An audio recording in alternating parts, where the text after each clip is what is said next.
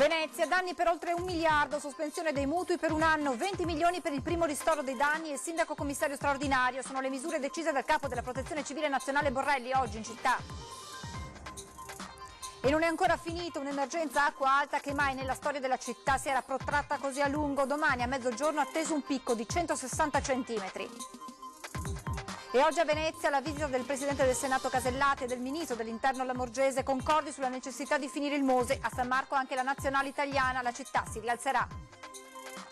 Non solo Venezia, allerta nel Bellunese per ondata di maltempo che sta per abbattersi in montagna, timori per fortissime raffiche di vento dalla notte e nelle ore successive. Domani dalle 10 edizione straordinaria su Antenna 3 per seguire l'emergenza maltempo da Venezia alle criticità in montagna fino al rischio fiumi in pianura. Anche il sindacato pensionati del Veneto a Roma per la manifestazione nazionale a Circo Massimo, centinaia dalla nostra regione per chiedere una riforma del sistema pensionistico. I loro resti sono stati trovati in questi mesi sul Grappa ma non avevano sepoltura. Stamane a Crespano la toccante cerimonia per dare il giusto onore ai caduti della Grande Guerra. Buonasera e ben ritrovati con l'edizione del Veneto dei telegiornali di Antenna 3. Dunque in primo piano la situazione a Venezia e le decisioni prese oggi in un vertice in città, a partire dalla sospensione dei mutui per un anno e ancora 20 milioni per il primo ristoro dei danni e il sindaco di Venezia Luigi Brugnaro nominato commissario straordinario. Dunque le principali misure contenute nell'ordinanza firmata dal capo della Protezione Civile Angelo Borrelli in seguito all'emergenza acqua alta.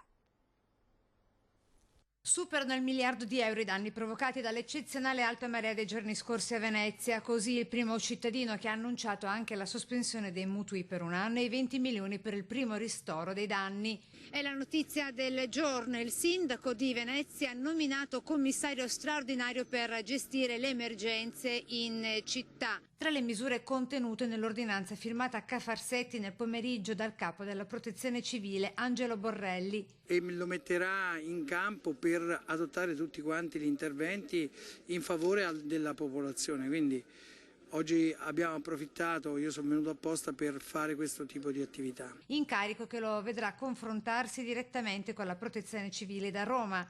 Lui è un commissario di protezione civile, quindi lo seguiremo, gli daremo una mano passo passo in quelle che sono le attività che dovrà compiere.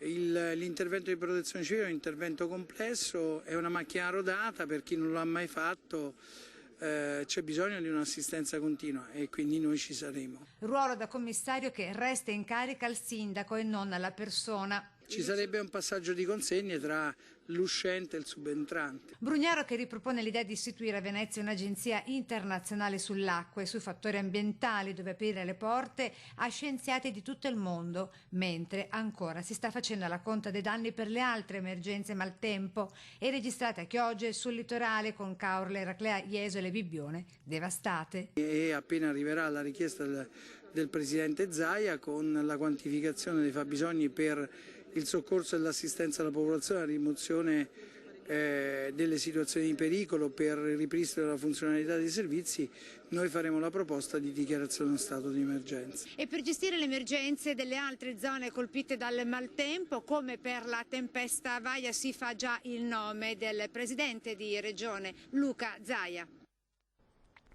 Ma a Venezia non è ancora finita un'emergenza acqua alta che mai nella storia della città si è protratta così a lungo. Domani a mezzogiorno infatti è atteso un altro picco da codice rosso, 160 centimetri.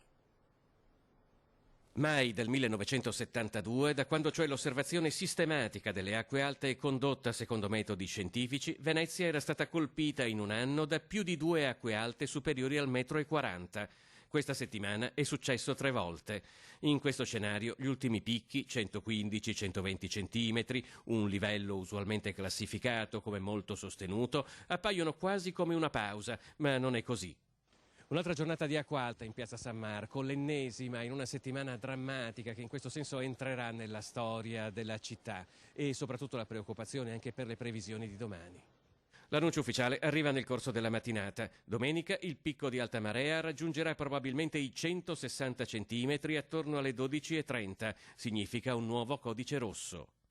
Abbiamo sicuramente prelertato almeno altre 50 unità, che è il dispositivo che avevamo messo in campo l'altro giorno, e quindi oltre ai 100 uomini normalmente presenti a Venezia abbiamo aggiunto già altri 50 uomini pronti a intervenire. In occasione dei 187 centimetri che il 12 novembre hanno quasi raggiunto il record del 1,94 m registrato il 4 novembre 1966, le richieste di intervento ai Vigili del Fuoco di Venezia hanno abbondantemente superato quota 500. Bisogna essere preparati a fronteggiare un'emergenza su larga scala. Su Venezia c'è un dispositivo speciale e particolare per quanto riguarda il Corpo Nazionale dei Vigili del Fuoco, che si basa innanzitutto sulle risorse del Veneto, ma poi abbiamo subito allertato le regioni limitrofe che provengono sia dalla Lombardia che dall'Emilia Romagna, quindi anche quelle regioni che potevano essere colpite a loro volta da eventuali nubifragi oppure altre calamità. È chiaro che in quel momento facciamo un movimento a scacchiera avvicinando le risorse da altre regioni. Adesso è il momento del fare e se il MOSE serve ad evitare i disastri che ci sono stati occorre finirlo e occorre anche che una volta passata l'emergenza non si spengano le luci su Venezia. L'ha detto la Presidente del Senato Maria Elisabetta Alberti Casellati in visita oggi in città. Accolta dal Ministro dell'Interno, dal Presidente della Regione Veneto, dal Sindaco e dal Prefetto della città, il Presidente del Senato, Elisabetta Casellati, arriva a Venezia.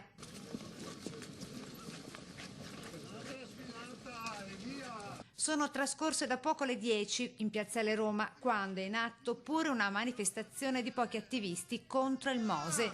5.500 milioni di bilancio, un buco nero di corruzione, di speculazione. La veneta Casellati, passo veloce negli stivaloni alti verdi, ha deciso di venire a Venezia a seguito dell'emergenza maltempo per testimoniare la sua solidarietà alla popolazione e agli amministratori della città, così nella dichiarazione dal comando della polizia locale con l'intento per la laguna. Sto andando a vedere appunto Venezia, la sua condizione che già ci è stata mostrata qui sopra dalla protezione civile. Io penso che adesso sia il momento del fare e se il MOSE serve, come sembra, qualcosa ad evitare i disastri che ci sono stati, occorre finirlo. Nel suo lungo ma veloce tour la visita alla Basilica di San Marco e la cripta, con la richiesta di tenere alta l'attenzione una volta spenti i riflettori su Venezia. Occorre anche che una volta passata l'emergenza non si spengano le luci su Venezia. Venezia ha bisogno di attenzione e oggi siamo appunto in una grave emergenza i cui danni alle persone, all'economia, l'abbiamo visto, è un patrimonio dell'umanità, abbiamo il dovere di preservarla. Quindi l'arrivo a Ca' Corner, casa del prefetto, e infine, secondo cronoprogramma, una visita al Conservatorio Benedetto Marcello con gli uomini del suo entourage. Adesso bisogna mettere in atto tutte quelle misure che possano servire perché non succeda più quello che è avvenuto oggi. E questa mattina a Venezia anche la visita della delegazione della Nazionale Italiana di Calcio con Gianluca Vialli e il portiere degli azzurri Gianluigi Donnarumma. La Nazionale Italiana di Calcio arriva a Venezia, davvero un bel gesto quello voluto dalla Federazione Italiana Gioco Calcio. Gli azzurri, all'indomani del rotondo successo contro la Bosnia, in mattinata hanno raggiunto una Venezia ancora ferita e scossa dall'alta marea. Una tappa già programmata prima dell'emergenza acqua alta, in quanto gli azzurri domenica mattina partiranno proprio dall'aeroporto Marco Polo di Tessera per volare a Palermo per la seconda e ultima partita di questa settimana azzurra. L'Italia del commissario tecnico Roberto Mancini in mattinata ha quindi sostenuto una seduta di allenamento al centro sportivo Giuseppe Tagliercio di Mestre, sede del Venezia Football Club.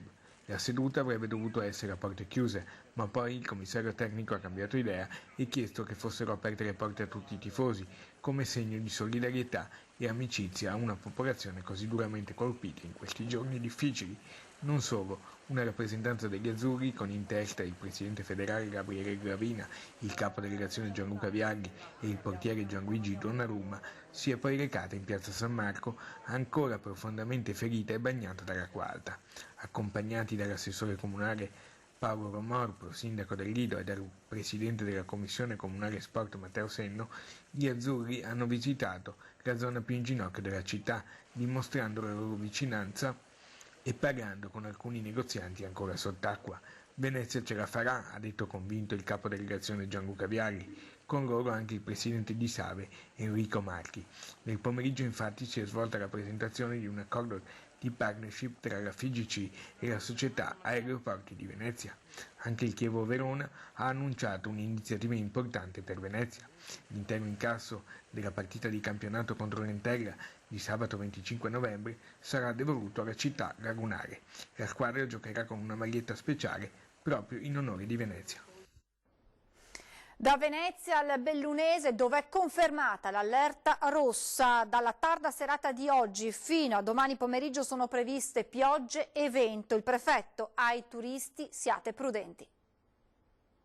Non c'è spazio per le interpretazioni, l'ultimo aggiornamento del bollettino di ARPAV è chiarissimo, già da questa sera e fino a domani pomeriggio nel Bellunese il tempo sarà spiccatamente perturbato, con piogge molto abbondanti, fino a 140 mm in Agordino, 120 in Cadore, innalzamento dello zero termico e quindi della quota neve oltre i 2000 metri e venti di scirocco da forti a molto forti in quota, uno scenario da tregenda dopo la tregua di oggi. Questo quindi ci impone di non abbassare assolutamente l'attenzione, anzi di mantenere un livello di guardia molto alto, sperando che ovviamente queste precipitazioni non determinino poi danni gravissimi. Così il prefetto di Belluno al termine del tavolo tecnico a Palazzo dei Rettori, che ha riunito i rappresentanti della grande macchina della protezione civile in stretto coordinamento con l'unità di crisi della regione. Già ieri, imprevedibile e circoscritto al centro di Feltre, il vento fortissimo ha causato lo scoperchiamento del tetto di un fabbricato in via Panoramica che è volato sulla sede stradale e ha colpito un'auto in transito.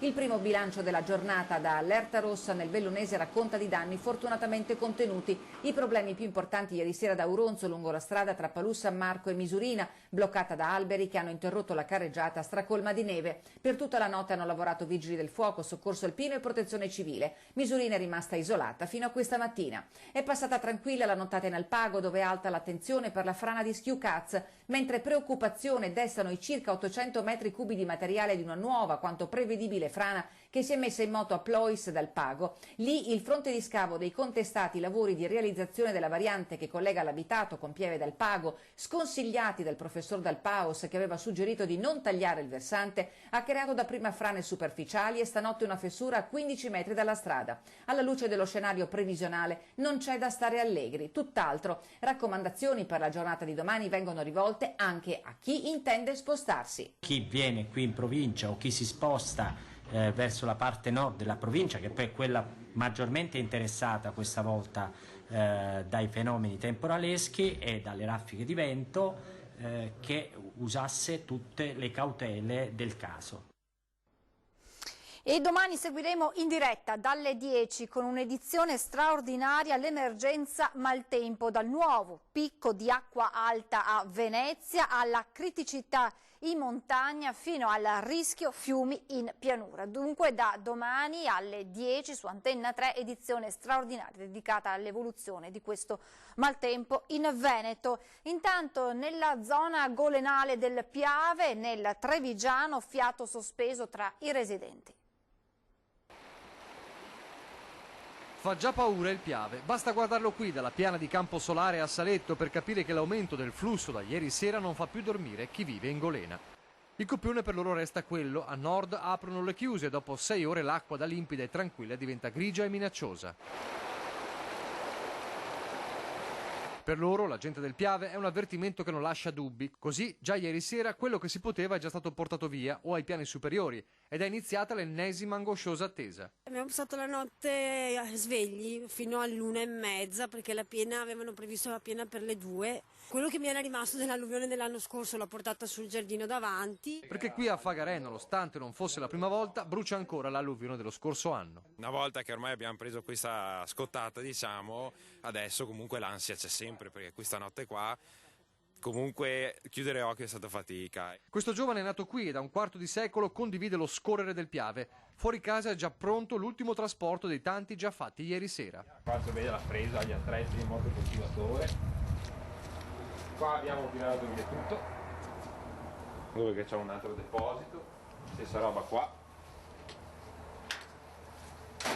Qua è rimasto solo 2 o 3 robette che proprio diciamo dell'ultimo minuto. Portare via il più possibile per non perdere tutto sembra una cosa impossibile nella Marca del secondo millennio, eppure... Questo qua è il livello dove è arrivata l'anno scorso. Questa era una vetrina a credenza che era in soggiorno, e questo è quello che rimane, legno massello, però più di 24 ore a mollo. E la sua storia si può replicare per tutta la gente della Golena, che nonostante tutto non vuole e non può andarsene. Se dovesse succedere qualcosa è che io sto pagando ancora il mutuo, sinceramente non so proprio dove andare a sbattere la testa. E allora non resta che resistere, sperare che lassù in montagna, dove aprono le paratie, si mettano una mano sulla coscienza. Credo che l'anno scorso non l'hanno gestita bene, quest'anno sembra che la stanno gestendo bene, perché nonostante che piove l'acqua è ancora dentro nel fiume, nel letto del fiume. A Padova invece è il Bacchiglione, il sorvegliato speciale per il passaggio della piena che arriva da Vicenza.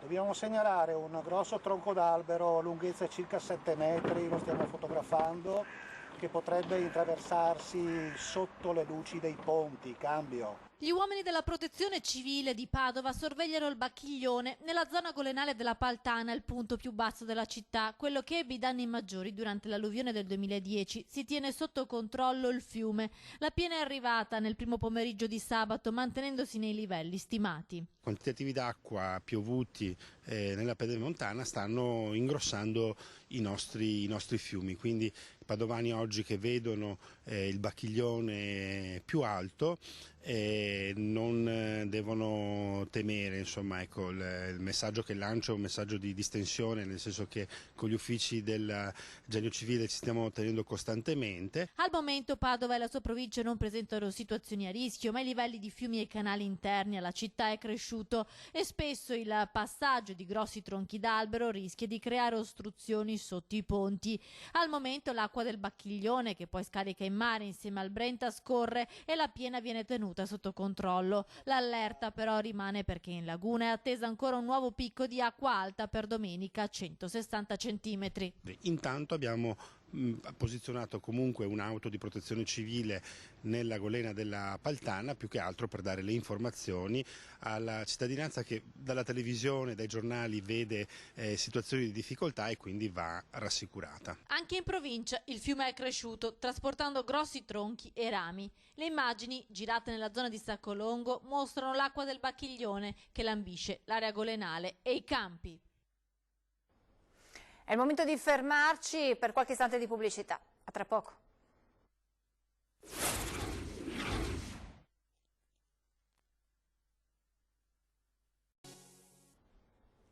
Rieccoci in diretta. Centinaia di pensionati veneti hanno preso parte questa mattina alla manifestazione nazionale al Circo Massimo di Roma. Al governo chiedono una riforma del sistema pensionistico. Invisibili no. Questo è il titolo scelto per la manifestazione nazionale dei pensionati al Circo Massimo di Roma.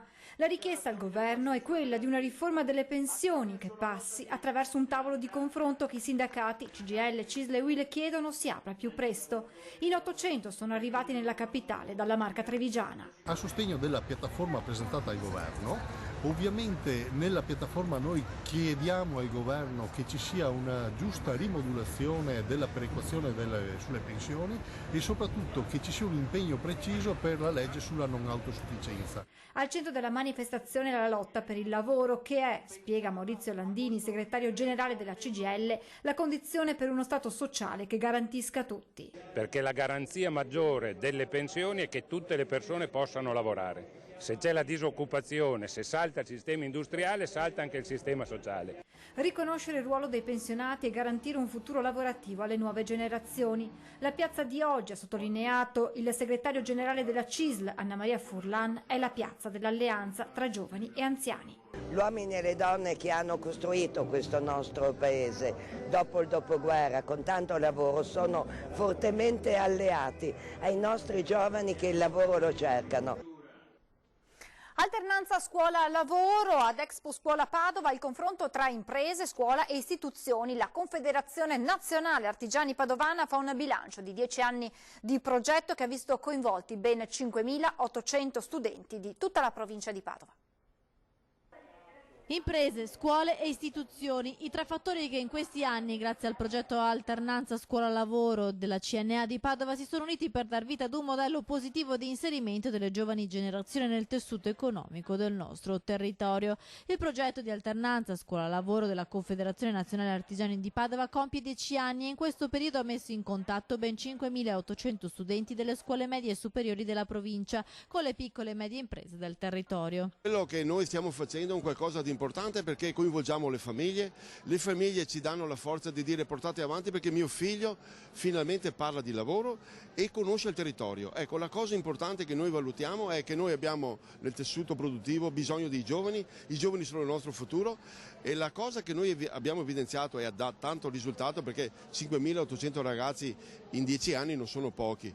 Diciamo che questi ragazzi quando finiscono le scuole hanno avuto l'approccio di andare a dire a queste aziende che sono venuti a vedere questa azienda e si sono innamorati e i titolari orgogliosi di questo progetto hanno assunto i ragazzi. L'esperienza di alternanza scuola-lavoro è fondamentale per il percorso di formazione di uno studente e la mission di CNA, discussa proprio all'interno di Expo Scuola in fiera a Padova nei giorni scorsi, è quella di sostenere l'orientamento professionale per le nuove generazioni e allo stesso tempo creare un ponte con le istituzioni e le imprese. Fondamentale anche l'impegno dei dirigenti scolastici.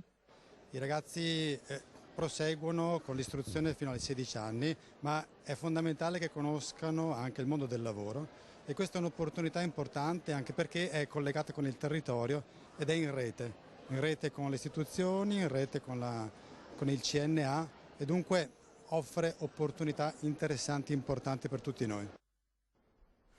Una toccante cerimonia per dare il giusto onore ai caduti sul Grappa 100 anni fa che da oggi possono riposare in pace sul Monte Sacro alla Patria.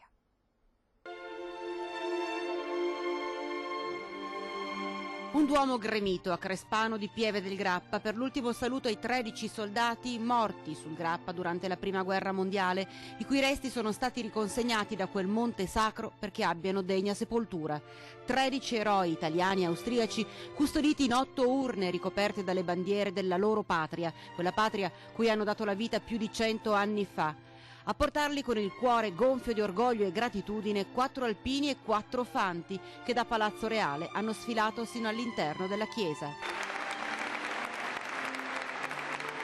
Autorità militari e civili, alpini, fanti, esercito, associazioni di combattenti e reduci, ma c'erano anche tante persone comuni e i giovani delle scuole, un'intera comunità unita più che mai, compatta per dare il degno onore ai caduti, quei caduti nemici in trincea, oggi stretti in un abbraccio di fratellanza. Generale, nessuno muore finché sarà ricordato, ha detto. Certo, nessuno muore finché sarà ricordato, è stato un piacere aver visto tante scolaresche, tanti ragazzi sia delle elementari che le medie perché sono il nostro futuro e sul loro futuro è appoggiata la memoria. È stato un grande onore, un dovere essere qui oggi per rendere il giusto onore a questi uomini che dopo 100 anni ritornano alle loro famiglie. Vogliamo pensare che siano ritornati oggi alle loro famiglie e con i loro commilitoni dopo 100 anni in cui sono stati dimenticati. Come se si chiudesse un cerchio, come se le energie delle anime di questi 13 giovani soldati annientati dall'orrore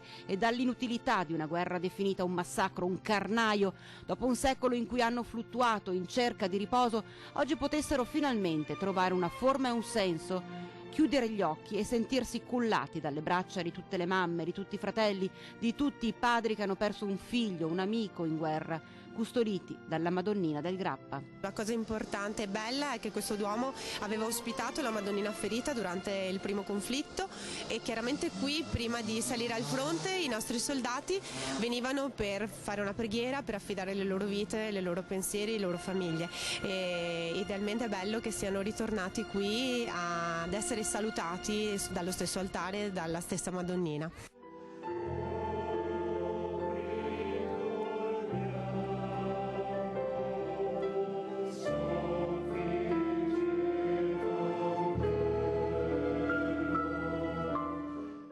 La La Madonnina del Grappa continuerà a vegliare su di loro perché è là che ora sono stati portati su quella cima, teatro di orrori e stragi 100 anni fa, oggi simbolo di unità e di pace.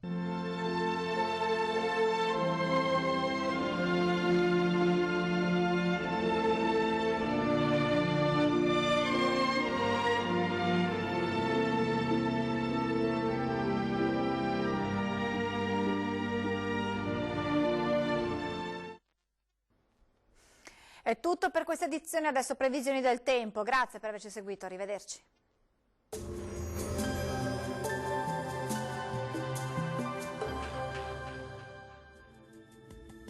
Bentrovati al meteo.